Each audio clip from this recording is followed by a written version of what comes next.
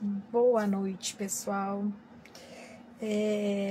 Hoje eu tô aqui mais para fazer uma conversa, né, com vocês, tirar algumas dúvidas, falar um pouquinho sobre resistência à insulina. E por quê, né? Nós estamos divulgando, né, o curso de extensão que eu vou dar dia 9 e 10 de março, que é um curso de 15 horas online, né, interativo, sobre todo o processo que envolve a resistência à insulina. Porém, o que começou a acontecer? Muitos leigos me fazerem perguntas, tá? Inclusive se podia fazer o curso e tal. E assim, o curso é muito técnico, né? Então, por isso que a gente faz mais para a área da saúde. E eu gosto sempre, quando eu tô fazendo qualquer curso, né, direcionado aos profissionais da área da saúde, sempre fazer pelo menos umas 2, 3 lives antes, direcionada para os leigos, né? Pra gente que quer entender o que acontece com a gente. Porque a gente fica meio doidinho quando começa a ter um monte de sintoma, não sabe o que é, não sabe de onde vem. Os exames bioquímicos não necessariamente mostram o que está acontecendo, né? Nem bioquímico, nem de imagem. E aí a gente acaba muitas vezes controlando o sintoma, mas efetivamente não mudando causa dos processos aí que estão desencadeando os nossos problemas, né? Os nossos sintomas. Então é por isso que eu falei, bom, vamos fazer então nesse momento, eu quero fazer mais uma live para responder esses questionamentos de vocês, tá? Então vocês fiquem à vontade para fazer pergunta, a gente vai selecionando aqui as perguntas para poder dar muitas vezes uma agrupada, né, em algumas perguntas, tá? Para poder ser mais assertivo e poder responder para mais pessoas. E aí, gente, eu já vou começar com algumas perguntas que me fizeram, tá? É muito isso, assim, o que é resistência à insulina, né? O que é esse processo de resistência à insulina? Aonde que ele está interferindo, né, no organismo? Porque você não vai, na maior parte das vezes, num profissional e você vai receber o diagnóstico, né? O seu problema é resistência à insulina. Não é isso que vai acontecer. Normalmente, olha, tá com uma glicemia alterada, tá com uma dislipidemia, né? Um colesterol ou um triglicérides alterado, olha, você tá com a pressão elevada, tá? Tá com sobrepeso ou tá com obesidade. Muitas vezes meninas, como eu falo, né, 20 e poucos anos, 30 e poucos anos, chegando no consultório e falando assim para mim, o doutor falou que eu tenho menopausa precoce, tá? Na maior parte das vezes, quando você vê essa colocação, a gente já sabe que a pessoa provavelmente tem uma resistência celular à insulina, tá? Então, e o que é essa resistência à insulina, efetivamente? Tá? Então eu vou começar a colocar um pouquinho já essas respostas, né, de algumas perguntas que vieram, e aí em função disso, ou, né, pegando as dúvidas que vocês possam ter, e a gente vai continuando aí a responder. Então vamos lá, tá? A gente sabe que a insulina é um hormônio, né, e é um hormônio fundamental para que faça, tanto que com que a glicose entre na nossa célula, e dê energia para a célula funcionar e, por consequência, a gente funcionar. Como a insulina também é importante para que a gente consiga ter uma melhor captação desses aminoácidos para formar uma massa magra, né? Formar um músculo, etc. Assim como a insulina é fundamental para a função cerebral, tá? Então, na verdade, inúmeras ações que a insulina tem, inúmeras ações, tá? Tô colocando algumas coisas aqui para vocês, mas só para ter uma ideia do processo. Então, o que acontece? Nós todos, qualquer ser humano, né, nós somos formados de células e todas as nossas células têm inúmeros receptores para esse hormônio da insulina. E quando a insulina se liga no receptor dela, na célula, ela vai fazer a glicose do sangue entrar na célula, dar energia, essa célula funciona e, por consequência, a gente funciona, seja qual célula for. Só que aí, o que acontece neste processo todo, tá? E, claro, principalmente essa situação que eu coloquei, principalmente quando a gente pensa em músculo, né, em tecido de gordura, que é dependente da ação da insulina para ter a captação de glicose, tá? E aí, o que acontece? Quando, por algum motivo, nós começamos a ter algum processo inflamatório no organismo, o que é um processo inflamatório? A gente tem citocinas ou substâncias que fazem comunicação entre as nossas células, que são chamadas de citocinas inflamatórias. E quem que aumenta essas citocinas inflamatórias e leva para um processo inflamatório, tá?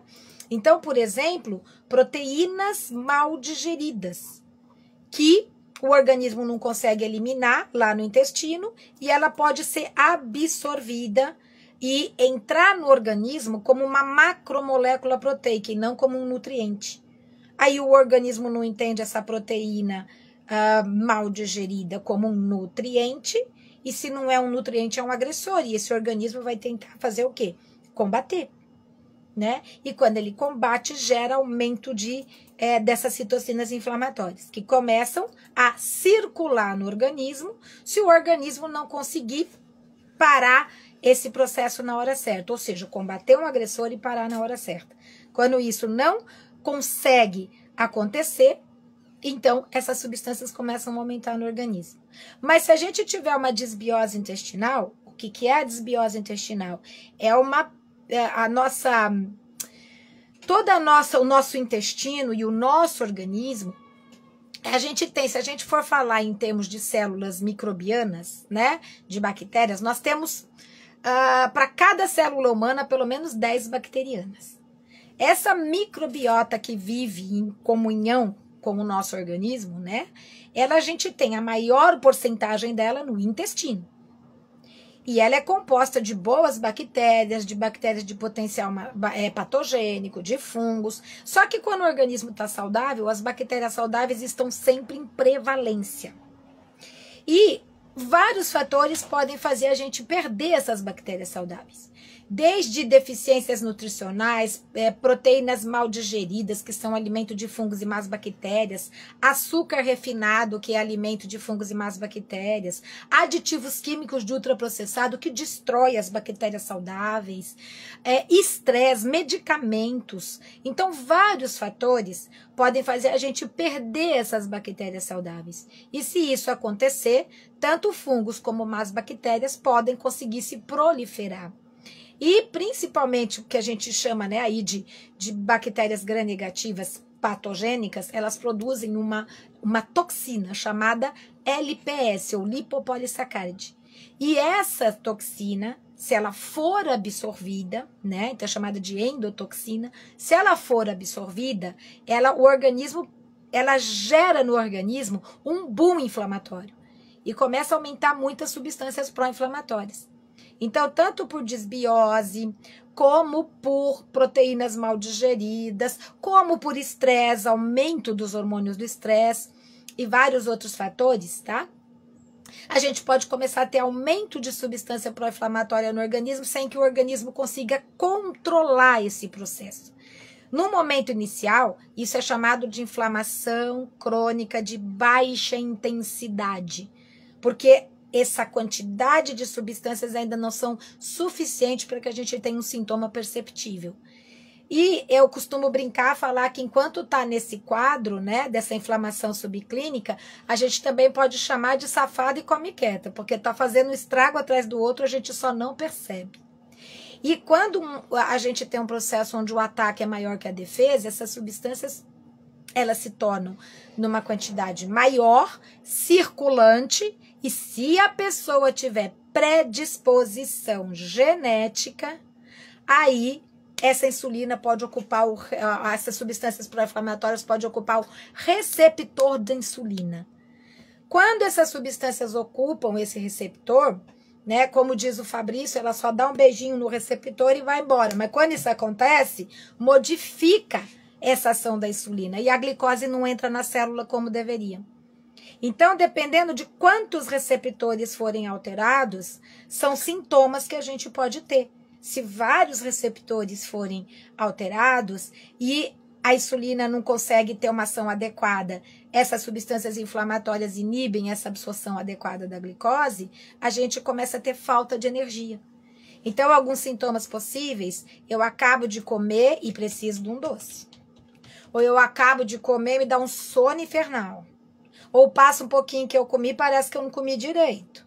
Ou eu tenho faltas de energia que nada justifica. O que começa a acontecer dentro desse processo, né? Literalmente é o organismo que está falando, escuta, energia que é bom nada aqui, né? Então, você comeu, mas o nutriente que é bom não chegou. E essa glicose que devia ter entrado na célula não entrou. Só que se essa glicose que devia ter entrado na célula não entrou, ela pode ainda estar longe da diabetes. Só que ela já está acima do normal da pessoa. E se ela estiver acima do normal para a pessoa, o que acontece? Ela pode ativar uma enzima que pode aumentar a gordura na região abdominal. Vocês viram que eu falo muito assim, ó, pode, tá? Pode. Porque eu posso ter resistência à insulina e nunca na minha vida engordar uma grama. Ou seja, não tem aquelas pessoas que o pessoal fala, é magro de ruindade, né? Então, assim, essa pessoa pode ter resistência à insulina, mas não ter tendência a engordar. Então, mesmo com a ação da insulina, ela pode ter inúmeros sintomas causados por essa resistência à insulina, mas não engordar. Mas para quem tem essa tendência, essa predisposição genética, essa insulina, essa glicose que não entrou e que gera uma toxicidade, ela ativa uma enzima que aumenta a gordura na região abdominal. E essa gordurinha na região abdominal é uma somatória de uma gordura que você não vê, chamada visceral, mas que pode causar um belo, é a pior gordura que tem. E a subcutânea, que é a que você vê. Só que essa gordura abdominal é alta produtora de mais substâncias inflamatórias. Então, que piora esse quadro da resistência à insulina. E isso começa a virar um círculo vicioso. O que o organismo faz para tentar compensar? Para tentar compensar, ele vai lá no pâncreas, eu falo, vai lá, bate no coitadinho do pâncreas e faz aumentar a produção de insulina. Aí eu aumento essa insulina para tentar compensar essa glicose que não entrou, só que eu já tinha insulina, ela só não funcionava. Então eu começo a ter muita insulina. E toda vez que a gente começa a ter muito desse hormônio, os receptores começam a se fechar para não criar um colapso aí na célula. Então, quanto mais insulina tem, mais resistência à insulina. E se isso acontece, o que acontece com esse aumento da insulina? Lembra que eu falei que a insulina tem inúmeras funções? Então, se eu começo a aumentar muito a insulina, ela pode ir lá no rim reter o sódio e dar inchaço. Mas também até hipertensão para algumas pessoas. Também no rim a insulina pode reter o ácido úrico e aumentar o ácido úrico no sangue. Mas a insulina pode ativar a enzima que produz o colesterol. Também pode aumentar a formação de triglicérides. E para algumas pessoas, essa insulina aumentada pode desregular um eixo que a gente chama de hipotálamo, hipófise gonadal. E isso desequilibra hormônios, tanto para mulher como para homem. Quando desequilibra o hormônio, pode dar pele oleosa no rosto, cabelo oleoso, acne, espinha, oleosidade em peito, costas. E para a mulher, ovário policístico, mioma, desequilíbrio de menstruação, aumento de sintoma de TPM ou de menopausa. Pode ter, inclusive, interferência na endometriose.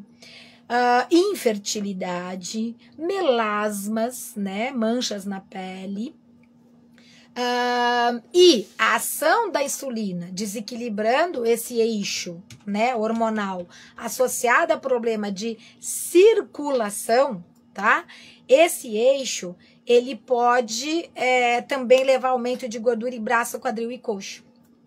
Então, é comum você ver pessoas que têm esse aumento de braço, quadril e coxa estarem com um processo de resistência à insulina que está desequilibrando o processo hormonal, tá?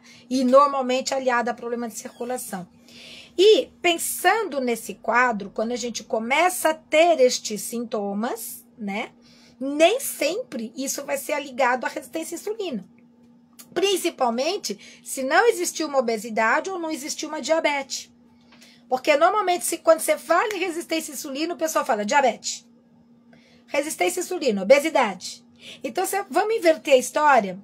Se você tiver obesidade, você vai ter resistência à insulina. Mas se você tiver resistência à insulina, não necessariamente você vai aumentar o peso.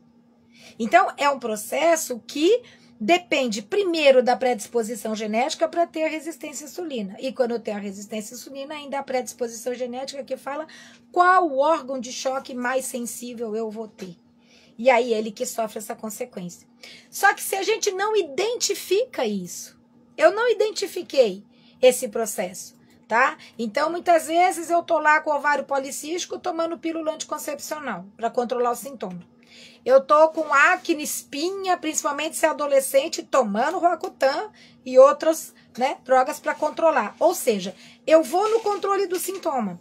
Aumentou o colesterol, civastatina. Aumentou o triglicérides, Lipiless. Aumentou o ácido úrico, Ziloric. E vai num processo de controle de sintoma. Então, eu posso controlar aquele sintoma? Posso. Eu mudei a causa? Não. Então, a médio e longo prazo, os outros processos vão acontecendo e vão entrando. Só que se eu não mudo a causa e deixo esse processo evoluir, é aí que vem as condições clínicas, né, de alteração cardiovascular, certo? Então, que pode entrar aí depois para qualquer esteatose hepática, né? Então, e aí vai. Então, pro pessoal que tinha me perguntado um pouco o que era resistência à insulina, isso é a resistência à insulina, tá? Então, são processos inflamatórios, deficiências nutricionais, disbiose e outros quadros que geram um processo inflamatório que interfere na ação da insulina e, a partir daí, isso pode se manifestar por diversos sintomas e condições clínicas, tá? Então, olha só, gente, eu vou começar a falar um pouquinho. Aqui tinha uma pergunta, quais os principais sintomas, eu já falei um pouco, né?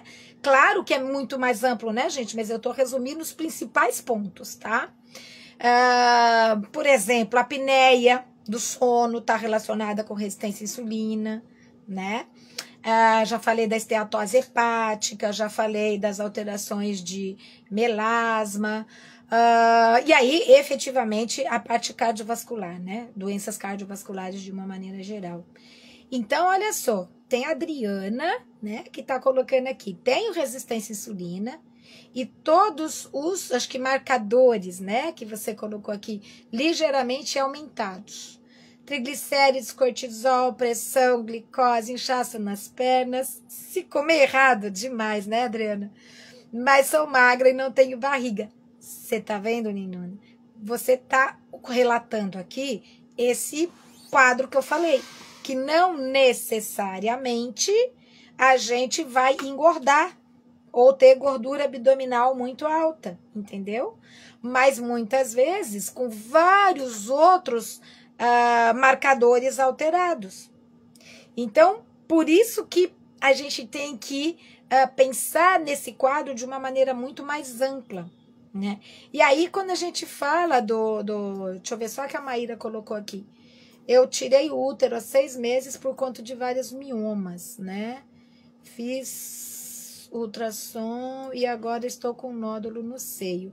Então, querida, entra naquilo que eu falei. Muitas vezes, o que acontece? Aí eu tenho um mioma no útero, eu vou lá e tiro o mioma. Mas eu mudei a causa desse processo? Não. Então, ele vai começar a evoluir, tá? E tem uma pergunta aqui da Giovana que é bem importante, né? Como saber se a criança tem resistência à insulina?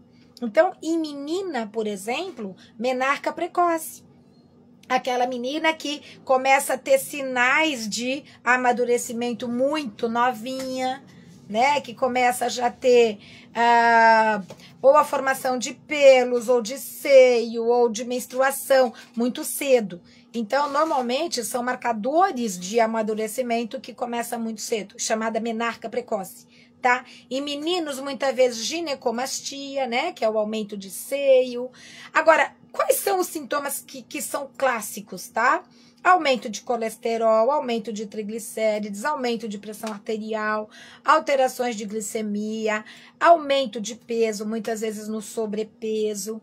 Que é o que eu falei para vocês. Não é todo mundo que tem resistência à insulina que vai aumentar o peso, mas é muito comum, como mais um sintoma, o aumento de peso. Então, em crianças, muitas vezes você vai ver esses sintomas já associados. Eu canso de atender criança no consultório com triglicérides alto, né? Crianças já com hipertensão, crianças abaixo de 10 anos com essa diabetes, que a gente fala que é diabetes tipo 2, né? A diabetes tipo 2 é a resistência à insulina. A diabetes tipo 1 é quando não produz a insulina. Então, essa diabetes tipo 1 é muito mais comum começar nas crianças. E a diabetes tipo 2, principalmente, antigamente se falava diabetes do idoso, né? Só que hoje, infelizmente, você pega crianças com a diabetes tipo 2. E por quê? Por causa de erros de comportamento alimentar. Esse é o principal fator ligado às causas de resistência à insulina, tá? São os erros de comportamento alimentar. Alto consumo de ultraprocessado, de aditivos químicos, de açúcar, de carboidrato refinado, baixíssimo consumo de legumes, verduras, frutas, cereais integrais.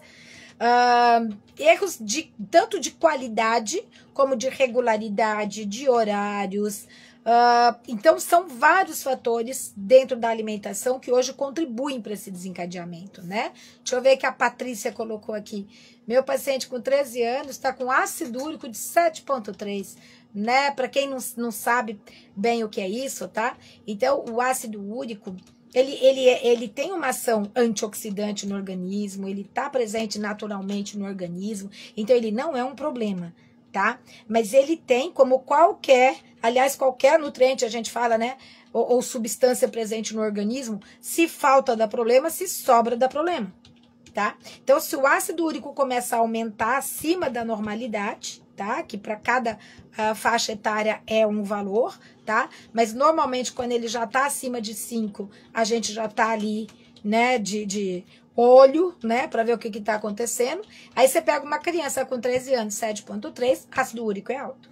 Então, o que a gente provavelmente deve estar acontecendo? Sim, ele deve ter resistência à insulina, e essa insulina alta, ela vai no rim e aumenta a reabsorção do ácido úrico e ele começa a aumentar no sangue. Então, toda vez que você vê um quadro desse, como a Patrícia colocou aqui, você vai achar outros fatores ligados à resistência à insulina também alterada. É muito comum acontecer. Por exemplo, a insulina, né, dessa criança já chegou a 17. E a gente já sabe que o ideal é sempre abaixo, tá?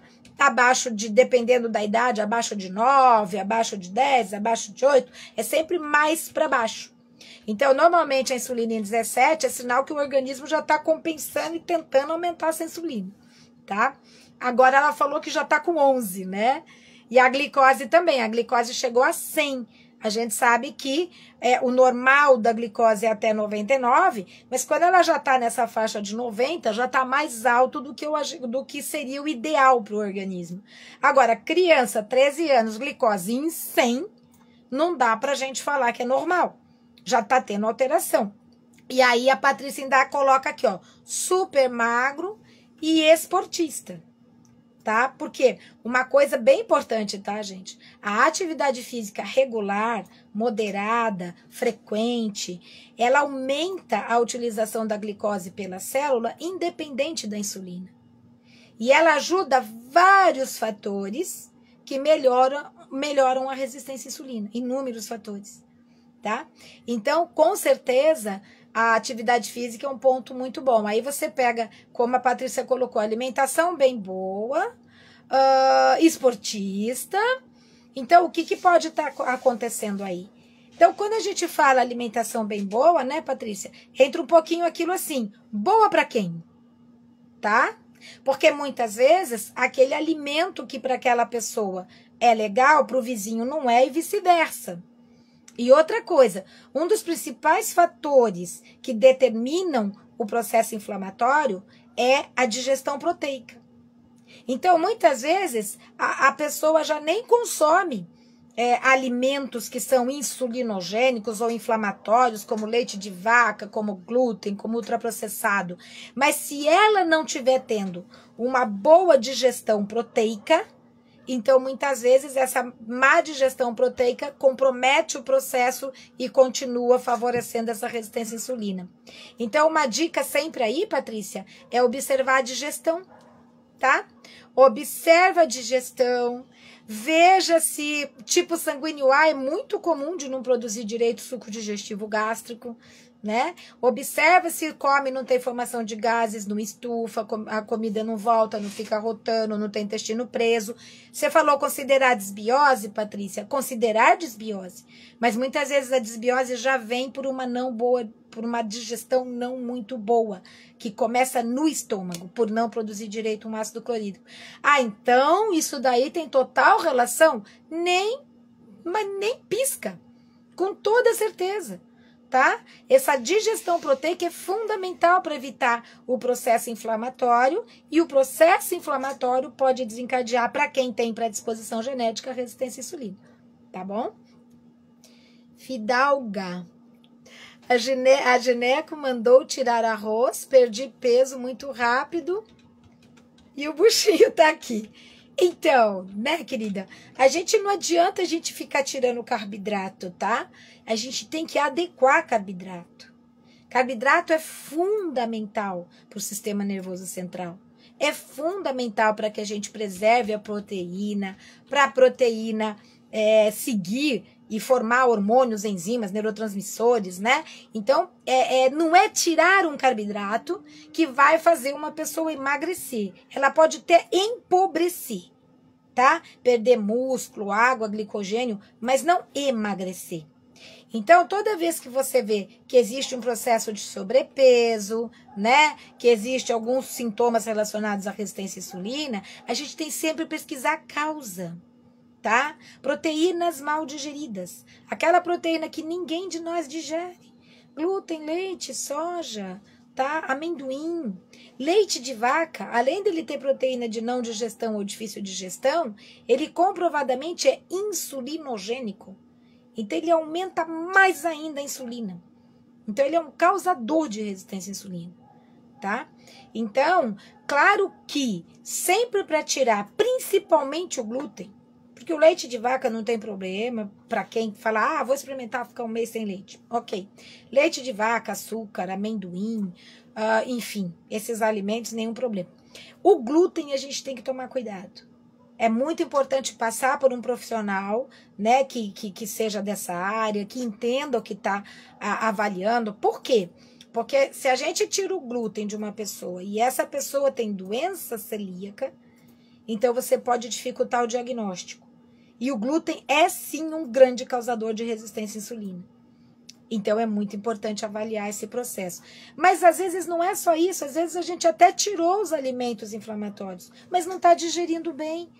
Não tá com deficiência de nutriente que forma o ácido clorídrico, enzimas digestivas. Tomou muito medicamento que acabou com a microbiota saudável. E se acaba com a microbiota saudável, aumenta muito o processo inflamatório por endotoxinas. Então, a gente tem vários fatores na alimentação e no organismo que tem que ser pesquisado para entender. Um processo de deficiência de nutrientes necessários para a ação da insulina vai dificultar essa ação, não tem como. Por isso que às vezes a gente fala que muitas vezes o que dificulta emagrecer são deficiências nutricionais e não excessos. É aquela pessoa que fala assim, doutora, eu não como, doutora. Eu não entendo como é que eu não emagreço. Porque eu não como mais do que eu vejo as outras pessoas comerem. Por que eu não emagreço? Tá? Então, muitas vezes, essa pessoa pode estar se alimentando, ou seja, satisfaz o estômago, mas não nutre a célula. Pode ter vários fatores de alimentares, de medicamentos, de estresse, que não está deixando absorver vitaminas e minerais necessários para essa ação da insulina. necessário para um aumento do gasto energético, necessários para a formação e ação de neurotransmissores, e aí evitar a ansiedade, que muitas vezes faz a pessoa comer sem nem querer comer, né? E vira um saco sem fundo, aquela história, né? O que vem vai, o que passar foi, como eu brinco com os pacientes, né? Vira um saco sem fundo. Então, o que a gente vai pesquisar? Todo esse processo, tem que pesquisar tudo isso. É sempre aquela história, gente. Vai atrás das causas. A gente tem que ir pesquisar causas, tá? Nutri. Mairoca. Maíra. A Maíra trabalha comigo lá no consultório, gente. Assim como a doutora Luana, a doutora Cíntia, né? É isso aí, né, Maíra? Ela colocou aqui, tratamos as ites e a resistência à insulina e a criança melhorou. Deixa eu ver o que ela colocou aqui. Cláudia, doutora Maíra, você sarou minha filha de uma dermatite por causa de alimentação errada. Aí, coisa linda, né? É isso, a Maíra colocou aqui, tratamos as ites e a resistência à insulina e aí ela melhorou. É isso, mas tratou o quê? Causa, tá? A gente vai na causa. Beijo, Maíra, beijo, Lenita, né? Que a gente aqui, né, vai sempre nas mesmas toadas aqui, tentando trabalhar isso, né? Buscar as causas, mudar as causas, né? Deixa eu ver. Esses fatores também interferem no pH sanguíneo. Oxisport. Meu amor, olha só. O pH sanguíneo, ele vai sempre se manter estável, tá? Porque é fundamental para que a gente... nós temos vários controles, né, no organismo para sempre manter um pH estável. O que acontece é que o alto consumo de laticínios, assim como de proteína de origem animal, ela vai produzir metabólitos que, quando são absorvidos, eles vão acidificar o sangue. Aí, o que o organismo faz? Ele corre para alcalinizar de novo, para deixar estável. Só que isso, muitas vezes, tira cálcio do osso e faz lá, obviamente, né? O organismo vai ter que se estabilizar. Então, tem várias ações para estabilizar. E uma delas é tamponar, tirando cálcio, magnésio, né? Para poder tamponar esse sangue. Então, isso é um processo que esses alimentos podem fazer. E quem que faz o contrário? Porque o pH do sangue tem que ser levemente alcalino. Quem que vai favorecer esse pH? Legumes, verduras e frutas na sua maioria, tá? Porque os metabólitos liberados na digestão de legume, verdura e fruta, como potássio, como magnésio, né, e outros, eles tendem a alcalinizar o sangue, tá bom? Então, acho que é um pouco por aí. Então, se você fala alto consumo de derivado de leite, alto consumo de proteína de origem animal e baixo consumo de legume, verdura e fruta, sempre vai deixar o organismo em estado de alerta, tentando estabilizar esse pH, tá? A retirada da vesícula pode causar resistência à insulina? Ó, meu amor, eu acho que não, tá? Sabe por quê? Não uma causa direta, tá? Porque o que acontece é que quando você tira a vesícula, no espaço de um mês, o fígado ele assume uma boa parte dessa função. Pode não ser tão perfeita como era, mas uma boa parte dessa função ele vai assumir. Mas a gente precisa pensar que teve alguma causa anterior que fez ter cálculo na vesícula, tá? Então, óbvio que tem várias causas, mas uma delas, por exemplo, é ficar longos períodos sem comer. E longos períodos sem comer, além de poder favorecer mais um cálculo em vesícula, é uma das grandes causas de resistência à insulina. Eu acho que quem está aqui acompanhando a gente já passou por essa experiência de repente comer ao meio-dia, depois de comer só às 8 da noite. Aí o que acontece? Eu falo que é o que vem vai, o que passar foi. Porque aí a gente vai estar com a fome do mundo. E quando você está com a fome do mundo, você não pensa para comer, o que passar vai. Eu falo que não é você que escolhe o alimento, é o alimento que te escolhe. Então, esse processo, ele interfere por vários motivos. Porque você fica longos períodos sem comer, você fica tendo processos de hipo e muitas vezes hiperglicemia. Então, isso desestabiliza completamente a ação da insulina. E a médio e longo prazo pode levar à resistência à insulina. Então, esse mesmo processo também pode levar um cálculo na vesícula. Então, é aí que a gente tem que pesquisar. Por quê? Quais são as causas? O que aconteceu? Quais os outros sintomas que a pessoa tem? E aí, a partir daí, a gente consegue ter uma ideia do que está acontecendo. Mas não acredito que, isoladamente, tirar a vesícula vai ser uma causa direta para a resistência à insulina, tá? Eu acho que está no pacote, vamos falar assim, do que já deve estar desequilibrado nesse organismo, tá? Adriana, sempre tive SOP e fui tratada com anticoncepcional. E a resistência à insulina só apareceu mesmo na menopausa. Vamos pensar assim, Adriana, os sintomas que você está falando que apareceu na menopausa da resistência à insulina são sintomas diferentes do que já tinha aparecido lá atrás. Quando você fala SOP, tá? Para quem não sabe, SOP é síndrome do ovário policístico. Quando você fala síndrome de ovário policístico, você está falando sintoma de resistência à insulina. Então, você já tinha sintomas de resistência à insulina, só que os sintomas eram hormonais. E tem gente que a vida inteira só tem sintoma hormonal. E nem na menopausa engorda, tá? Mas a própria síndrome do ovário policístico é um sintoma de resistência à insulina, tá bom? Ian, tomar cloridrato de betaína seria a solução? Ó, meu amor, eu acho que assim, quando a pessoa tem a parte gastroesofágica muito, muito, muito delicada, né, é um órgão de choque, é um órgão sensível, muitas vezes tomar o cloridrato de betaína pode piorar o quadro, porque a pessoa não se sente muito bem. Então, eu prefiro ir por outras vias, tá? Eu prefiro trabalhar com alecrim, né? Seja na forma de chá ou de tintura, com guaçatonga. Alecrim melhora a produção do ácido clorídrico. Guaçatonga é o protetor de mucosa. Eu vou ensinar a fazer suco de couve com fruta. Couve e fruta, não é couve, fruta, gengibre, gergelim, etc, etc. É couve e fruta. Que aí não tem erro de dar mais intolerância, né? Acertando aí, variando entre as frutas. Então, eu prefiro ir por tentando recuperar essas funções. E se isso não for suficiente, aí eu entro também com cloridrato de betaína, mas não como a única coisa, tá? Eu acho que, de novo, e mais do que nunca, vamos corrigir os hábitos alimentares que levaram a isso? Então, muitas vezes, tem vários hábitos alimentares que favorecem esses sintomas, como tomar líquido com a refeição, mastigar muito depressa, ficar longos períodos sem se alimentar, quando vai comer, comer um monte.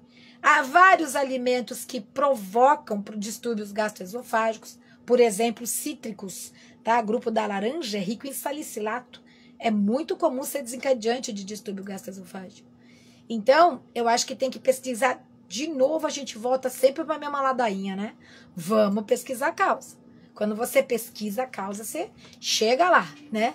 Vai encontrar. Leila, minha filha come maçã e fica com mais fome. Tudo que come dá estufamento. Então, meu amor, olha só. A maçã é rica em arabinose, tá? E a arabinose, quando ela é fermentada por fungo, ela pode produzir uma substância que é hipoglicemiante. E você vê que não é naquela hora que você come a maçã que dá fome, vai ser 20, meia hora, 20 minutos, meia hora depois começa a dar uma fome absurda, né? E aí você fala, ó o que você colocou, e tudo dá estufamento. Então, normalmente, isso é o quê? Uma desbiose intestinal. Então, essa perda das bactérias saudáveis pode favorecer crescimento de fungo. E outra coisa, o que é comum acontecer para a gente ter crescimento de fungo aumentado? Não produzir direito o ácido clorídrico. E quando a gente produz direito o ácido clorídrico, a comida chega, quebra e vai embora. E se faltar o ácido clorídrico, ela fermenta, estufa. E se ela não digerir direito no estômago, ela não vai conseguir também digerir direito no intestino. E o ácido clorídrico é importante para combater fungos, más bactérias, parasitas. Então, olha como tudo que você falou se encaixa. Tá bom? Doutora Silvia, o queijo como fica? É um dos piores, né, querida? Porque você precisa 10 litros de leite para fazer um de queijo. Então, você concentra as proteínas alergênicas do leite no queijo, tá? Mas qual proteína? Principalmente a caseína, né? E outras que não são do soro. Só que a caseína, além de você concentrar ela e ela ser uma proteína de dificílima digestão, a caseína tem um peptídeo de 7 aminoácidos intrínseco, né, a ela, E esse peptídeo é chamado de morfina-like, porque ele pode ocupar receptores de opioides naturais e modificar comportamento. Então, inicialmente pode levar a euforia, prazer, agitação, relaxamento, dependendo do sintoma da pessoa, mas depois de um tempo leva a embotamento, a sensação de mal-estar, e aí muitas vezes a pessoa quer se sentir melhor, ela corre atrás do alimento de novo. Então é comum gerar vício, tá? E aí a Andréia completa aqui, né? E o leite A2? O leite A2, o que ele tem de diferente do A1? Ele não tem esse opioide. Então, essa fração opioide da caseína não tem no leite A2, só tem no leite A1. Só que essa fração opioide, ela é um problema do leite. Mas as proteínas do leite de vaca, beta-lactoglobulina, que é a do soro do leite, que é a concentrada no whey, essa é a que nenhum ser humano digere. Nenhum ser humano digere. E essas proteínas que a gente tem no soro do leite são consideradas de maior potencial insulinogênico. Tanto é que este fato é o que fez a Universidade de Harvard praticamente tirar laticínios do guia alimentar. E o que eles argumentam em relação a isso? O fato dessas proteínas serem insulinogênicas. Tá? Ah, mas não é bom aumentar a insulina? Não, se a pessoa já tem insulina aumentada. Então, aí, quanto mais eu aumento a insulina, mais eu aumento a resistência à insulina, tá? E todos os outros sintomas que a insulina alta pode causar. Então, a insulina alta, ela pode levar uma interferência na nossa capacidade de eliminar uma célula mal formada do organismo. Tá? De fazer um processo adequado de regeneração celular. Então, a insulina alta, ela acaba interferindo, ela pode ativar, por exemplo, substâncias que podem aumentar a proliferação de uma célula mal formada. Então, a insulina muito alta no organismo, ela não é interessante. Ela é interessante normal, tá? Se tiver muito baixa é problema, se tiver muito alta é problema, é normal.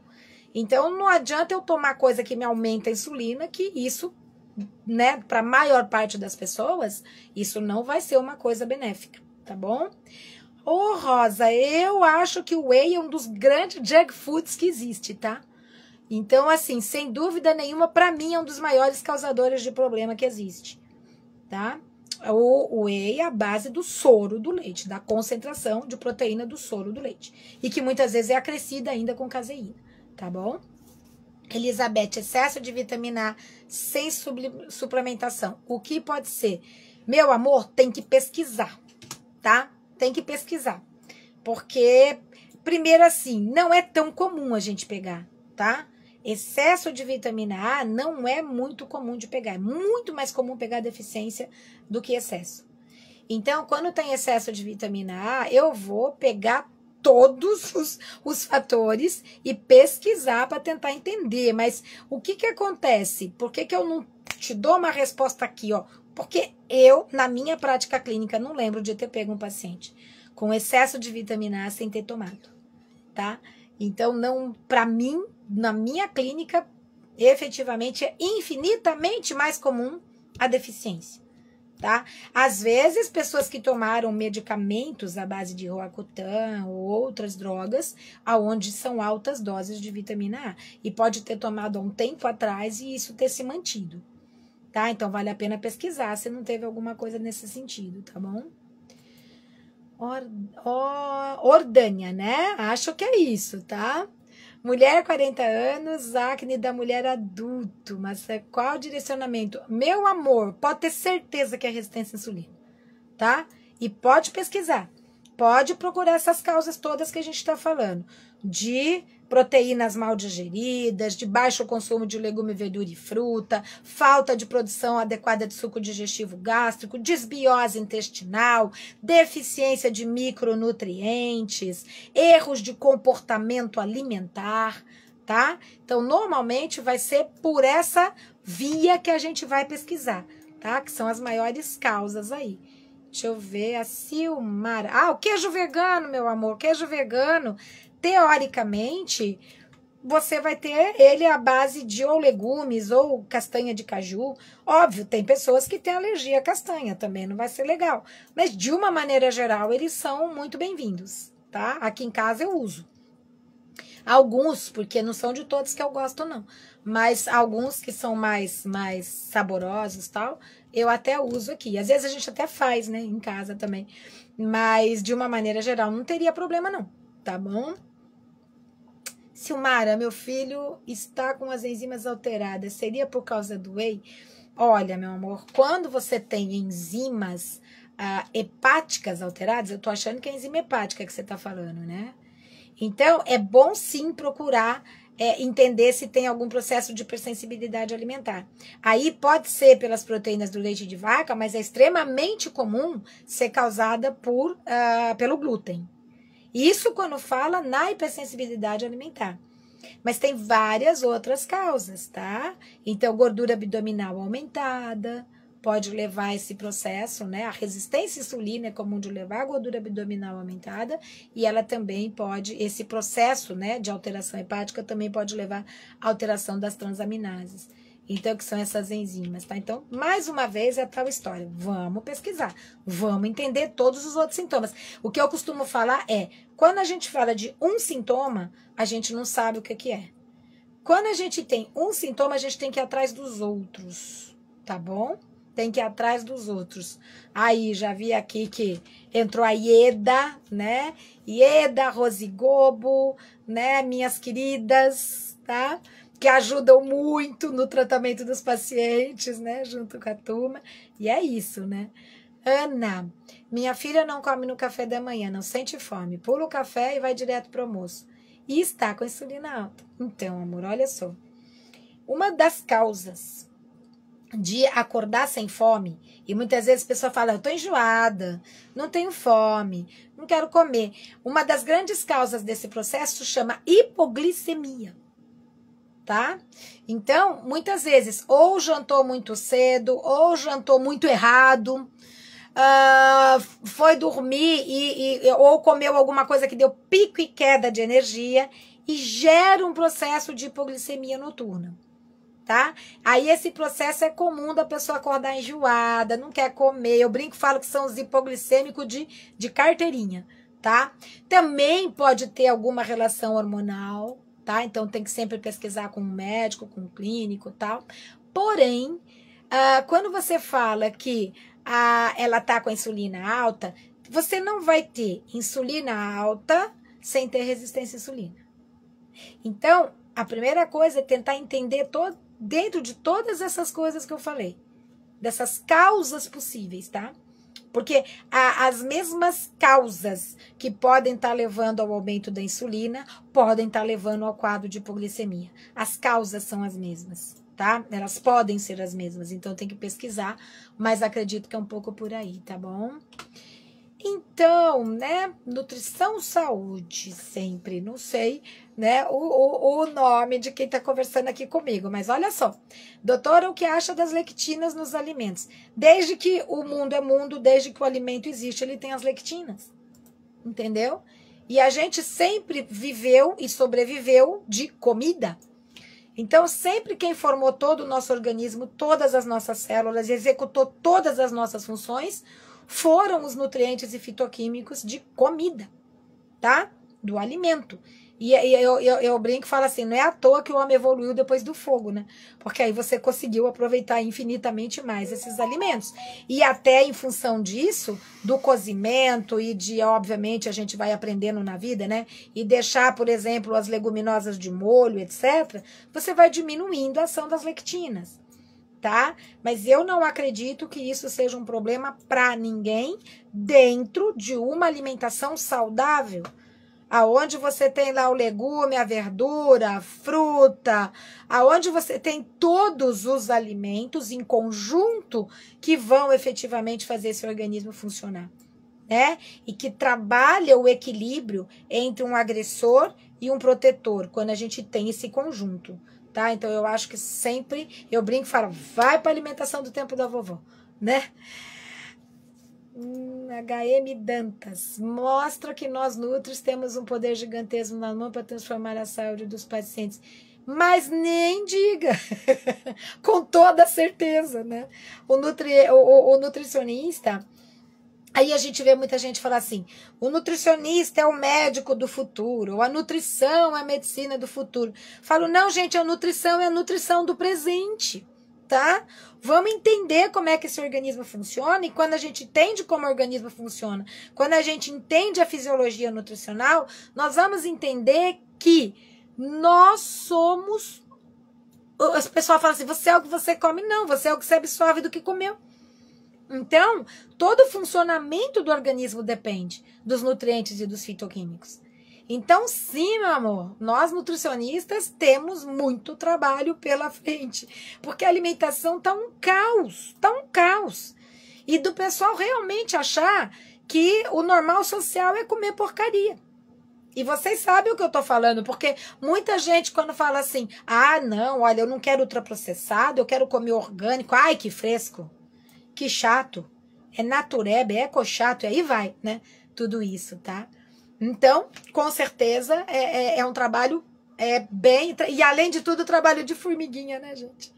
Rejane, em jejum intermitente também falado e com tantos benefícios. Aí você está dizendo...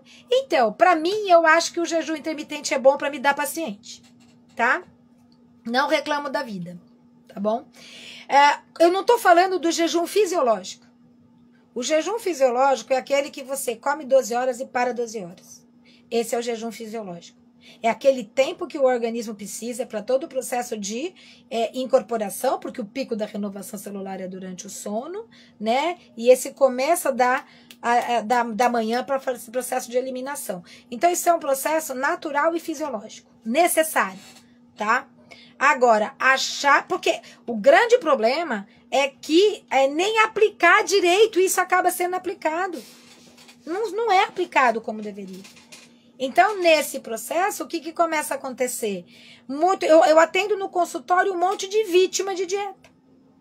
Vítima de dieta cetogênica, dieta sem carboidrato, dieta do jejum intermitente. E você começa a pegar vítima de dieta no consultório. Nós fomos feitos de nutriente. Nutriente vem do que você come. Nós não aprendemos a fazer fotossíntese, né? Então, a gente não vive de luz, a gente vive de nutriente fitoquímico. E isso é preciso ser consumido regularmente, porque o cérebro não tem reserva de energia. E a gente precisa manter energia regular para o sistema nervoso central. Isso não quer dizer que é para comer o mundo e o fundo, tá? É uma alimentação adequada, equilibrada entre os nutrientes, em quantidade adequada, regular, e aí que a gente consegue fazer efetivamente, né, a coisa funcionar, né? Tiago, a agricultura convencional mudou de forma brutal a natureza dos elementos. Menino, nem fala, é isso mesmo, tá? Então, o que acontece? A gente precisa, até os fitoquímicos, então a gente fala uma fruta, um legume, uma verdura, deveria ter mais de 1000 fitoquímicos. E com esse esgotamento do solo, com agrotóxico, com todos esses defensivos, essas substâncias chegam a ser metade do que era. Tem estudos mostrando isso. Então, esses fitoquímicos, essas vitaminas, esses minerais, são os que regulam todo o metabolismo, que executam nossas ações anti-inflamatórias, antialérgicas, antioxidantes, etc. Então, a gente precisa de ter essas substâncias para que o organismo consiga efetivamente funcionar.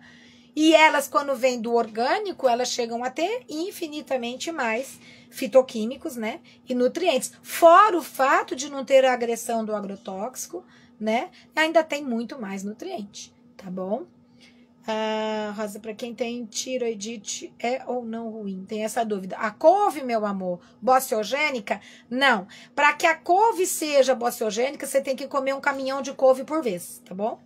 Então, não é quando você pega lá 2 dedinhos de um rocambole de couve, que eu falo pro paciente fazer o rocambole com a couve, pega 2 dedinhos, bate com uma frutinha de manhã e toma, tá? Não é isso que vai ser bociogênico, tem que ser um caminhão de couve por vez, tá bom? Então, com certeza, nenhum problema. Eu não acredito, Charlie, né? Charles, chá de camomila baixa insulina. Eu não acredito, meu querido, em nenhuma mágica, tá bom? Eu não acho que tenha nada isolado que vai fazer isso, tá? Gente, ó, agora eu vou dar uma pincelada bem rapidinha nas perguntas, porque eu não tenho mais tempo, tá bom? Comer fruta como sobremesa atrapalha a digestão? A fruta tem enzima que digere até a carne. A natureza não faz as coisas à toa, tá? Por isso que é muito importante a fruta logo após a refeição. Mata a vontade de comer doce, tem enzima que ajuda a digerir o alimento, tem fitoquímicos que vão regular o metabolismo, vai dar mais saciedade por tempo mais prolongado, né? Então, com toda certeza, tá bom? Eu, em geral, recomendo de 5 a 6 frutas ao dia. Porção. Uma porção a cada 2h30, 3 horas, tá? Hoje, muitos usam metformina como se ela fosse resolver. Então, a gente sabe que não é, né? Não vai resolver isoladamente. Ela pode ser mais um fator que ajuda, assim como uma berberina, que tem uma ação parecida. Mas não vai, sozinha não vai resolver. Tá bom? Não tem como. Hiperglicemia, a fruta, para ela aumentar a glicemia, você tem que comer um caminhão de fruta de uma vez só. Ou um suco de fruta concentrado. Aí ela tem carga glicêmica alta, dá pico e cai. Mas uma porção por vez controla a glicemia, tá? Bom, isso tudo eu já falei, tá, Regina? Eu não só sou a favor, como eu indico para os meus pacientes, tá bom? Aí, Thelma, para finalizar aqui, doutora Denise, o consumo de vinagre contribui para minimizar pico de glicose. Não, meu amor, sabe que o consumo do vinagre de maçã muitas vezes ajuda a melhorar a digestibilidade, tá? Melhora bastante a digestibilidade. O vinagre de maçã em jejum, ele melhora muitas vezes aquela digestão que ficou parada lá na primeira porção do duodeno. Então, tomar uma aguinha com vinagre de maçã de manhã pode ajudar para quem tem problemas digestivos, etc, tá? Então, é mais isso. Gente do céu, e nós acabamos o tempo aqui. Nós vamos, mas eu prometo que vou fazer mais, tá? Eu falei para vocês, até antes do curso a gente vai estar fazendo ainda mais, pelo menos mais umas 2 lives, tá? E aí vai, ou a gente continua respondendo pergunta, ou eu trago alguém aqui para conversar com a gente também, tá bom? Então, esse curso, para quem é profissional da área da saúde, vai ser dia 9 e 10 de março, tá? A gente tem sempre, né, incrivelmente, né, é bom o apoio da Bela Derme, né, da nossa querida Lucilene, da Tainara, né, que tá morando lá nos Estados Unidos e ajuda a gente aqui, acompanha a gente aqui sempre, dá suporte, né, junto com a Lucilene e o pessoal da Bela Derme. Então, super obrigado por esse apoio. E é isso aí, gente. Então, por hoje a gente fica por aqui, né? Desculpa para que eu não consegui acabar de responder, mas da próxima vez a gente continua respondendo para vocês, tá bom?